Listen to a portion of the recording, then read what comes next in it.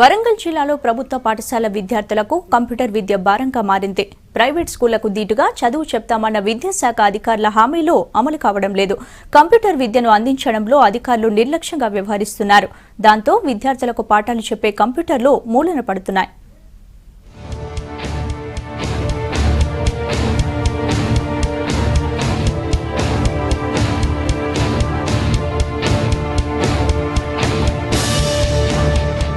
ప్రభుత్వ పాఠశాలల్లో కంప్యూటర్ విద్య కాగితాలకే పరిమితమైంది. పాఠశాల స్థాయిలోనే విద్యార్థులకు కంప్యూటర్ విద్య నేర్పించాలనే లక్ష్యంతో 2008లో అప్పటి సర్కార్ వరంగల్ జిల్లాలోని 350 పాఠశాలలకు కంప్యూటర్లను అందజేసింది. మహబూబాబాద్, నర్సంపేట, పరకాల, జనగామ డివిజన్లలోని ఒక్కో పాఠశాలకు 20 కంప్యూటర్లను మంజూరు చేశారు. వీటి నిర్వహణకు జనరేటర్తో పాటు ఒక ట్రైనర్ను కూడా నియమించారు.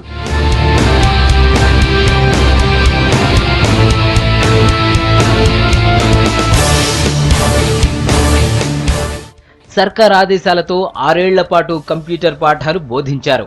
ఆ తర్వాత నిర్వహణ ఖర్చులను కూడా ప్రభుత్వం చెల్లించకపోవడంతో కంప్యూటర్ విద్యకు బ్రేక్ పడింది.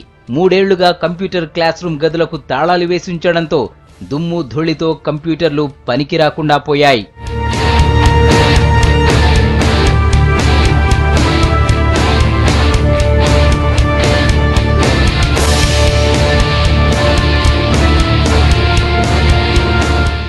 ఇక్కడి ఉపాధ్యాయులకు కంప్యూటర్ బేసిక్స్ వచ్చినా విద్యార్థులకు బోధించే విషయంలో నిర్లక్ష్యం చేస్తున్నారు. అదనపు విధులు ఎందుకు నిర్వహించాలనే భావనతో కంప్యూటర్ గది వైపు చూడటం లేదు టీచర్లు. ఉన్న కంప్యూటర్స్ 2013 వరకు మన దగ్గర పనిచేయడం కూడా జరిగింది. ఇన్స్ట్రక్టర్స్ కూడా ఉండడం జరిగింది. ప్రభుత్వం ఎప్పుడైతే ఇన్స్ట్రక్షన్స్ ఆపేసిందో నీటి ద్వారా అప్పటి నుంచి పిల్లలకి కంప్యూటర్ ఎడ్యుకేషన్ అందట్లేదు. మారుతున్న సమాజంలో కంప్యూటర్ విద్య ప్రాముఖ్యత ఎంతైనా ఉంది. అయినా కూడా ప్రభుత్వం నిర్లక్ష్యంగా వ్యవహరిస్తుంది. కాబట్టి మాకు సిసిఈ నామ్స్ ప్రకారం ఉన్నట్టుగా ఫిజికల్ ఎడ్యుకేషన్తో పాటుగా ఫిజికల్ సైన్స్ టీచర్కి కంప్యూటర్ ల్యాబ్ బాధ్యతలు అప్పగించాలని ఆ విధంగా మేము అప్పగించడం జరిగింది.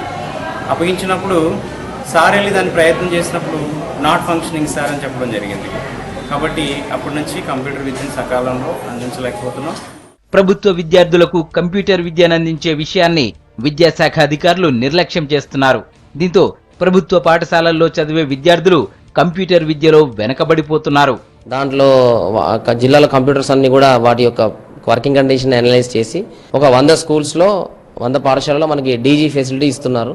డీజీ ఫెసిలిటీ అంటే అక్కడ ఆ యొక్క 100 పాఠశాలల నుంచి ఎక్కడైతే కంప్యూటర్స్ బాగా పనిచేస్తున్నాయో అక్కడ నుంచి ఒక 100 స్కూళ్ళలో ఉన్న ఉపాధ్యాయులకి ట్రైనింగ్ ఇవ్వడం జరుగుతుంది.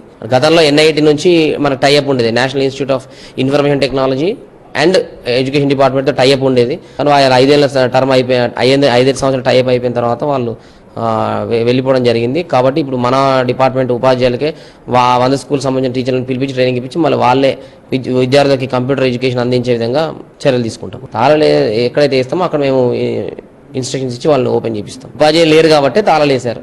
ఉపాధ్యాయులు ట్రైనింగ్ ఇచ్చిన తర్వాత అప్పుడు తాళాలు ఉండవు కదండి. చేస్తాం. పనిచేయని కంప్యూటర్ కూడా రిపేర్ చేయడానికి చర్యలు తీసుకుంటాం.